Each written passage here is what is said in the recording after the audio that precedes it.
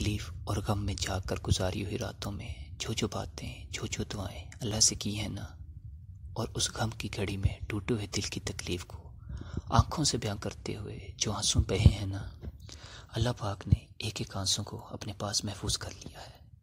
اللہ نے ان سے پنپنے والے سلے کو، جزا کو، بدل کو مخمل میں لپیٹ کر آپ کو عطا کرنے کا یقین بھی دلایا ہے۔ اللہ پر بھروسہ کریں، یہ کبھی بھی ضائع نہیں ہوں گے۔ آپ کا رب ہی تو ہے جو سب سے بڑا قدردان ہے، کیونکہ غم ہی تو ہوتے ہیں جس سے زندگی کی لذت لینے کا مزہ آتا ہے۔ اللہ پاک غم بھی انہی کو دیتے ہیں، آزمائشیں انہی پر آتی ہیں جن سے اللہ پاک بے پناہ محبت کرتے ہیں۔ تمہیں معلوم ہے ایسا کیوں ہوتا ہے؟ تاکہ اللہ پاک آپ کو اپنے قریب لا سکیں، اور آپ کو چن لیا جاتا ہے، اور پھر جن کو اللہ پاک چن لیتے ہیں نا، پھر انہیں وہ کسی کا ہونے نہیں دیتے۔ یہی تو وجہ ہے، وہ ان چیزوں کو دور کر دیتے ہیں جو اللہ پاک اور اس کے بندے کے درمیان فاصلے کی وجہ بنتی ہیں، اور آخر میں تم رہ جاتے ہو اور تمہارا رب۔ یہی تو وجہ ہے کہ لوگوں کی جگہ پر رہنے دیں اور خدا کو اس کے مقام پر رکھیں۔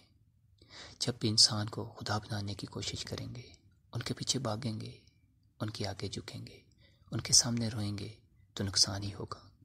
اللہ اپنے بندے کو وہاں سے توڑتا ہے جہاں اس کا بندہ اس کو بھول کر لوگوں پر امیدیں وابستہ کر لیتا ہے۔ رشتہ، کام اور پیسہ، یہ سب امیدوں کا محور صرف اللہ ہونا چاہیے۔ جتنی بھی روح تک کسی کو رسائی دیں گے، اتنا بھی بری طرح روح کو مسلا جائے گا۔ جسم تو جسم ہے، روح تک کو ضرب لگا دی جائے گی، جس کو شاید آپ عمر بھر بھول نہ پائیں۔ آخرکار اس سب کے درد کی مرہم کے لیے اللہ کی طرف رجوع کرنا ہی پڑتا ہے۔ آپ کا سکھ، چین صرف اللہ سے محبت میں ہی ہے۔ دنیا والوں سے محبت اور یقین آپ کے سکھ چین کو آپ کی آنکھوں کے سامنے کوئی چھین کر لے جائے گا، اور آخر میں آپ خالی ہاتھ، بہتے آنسوں کے علاوہ کچھ باقی نہیں رہے گا، اور آپ تکتے رہ جائیں گے۔ ہمیشہ سوچ سمجھ کر دل کا دروازہ کھولیں۔ دنیا والے بہت خود غرض ہیں، جہاں ان کی غرض پوری نہیں ہوتی وہاں سے وہ منٹوں میں نظریں بدل لیتے ہیں۔ میری مانیں تو دل کا دروازہ کھولیں ہی نہ، یہی بہتر ہے۔ سکون صرف رب کی ذات سے محبت میں ہے، یہ تاب بھی صرف رب کی ہی ہے۔ آپ اپنے رب سے مانگ کر تو دیکھیں، جھجک کیوں رہے ہیں؟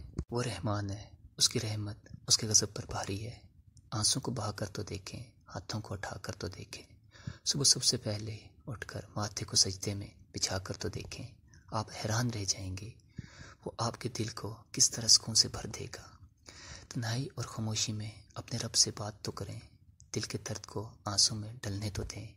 اگر زبان سے لفظ ادا نہیں ہو رہے، اگر دل کا درد تمہاری زبان کو بند کیے ہوئے ہے، تو خیر ہے، صرف ہاتھ اٹھا کر دیکھیں۔ وہ دلوں کے بھید جانتا ہے، وہ رب تمہارے رگ رگ میں بستا ہے، وہ تمہارے جسم میں بہتے ہوئے خون کے ایک ایک قطرے سے واقف ہے۔ خود کو معاملات میں الجھانے کے بجائے اپنا معاملہ اللہ کے حضور پیش کریں، اس کو سلجھانے دیں۔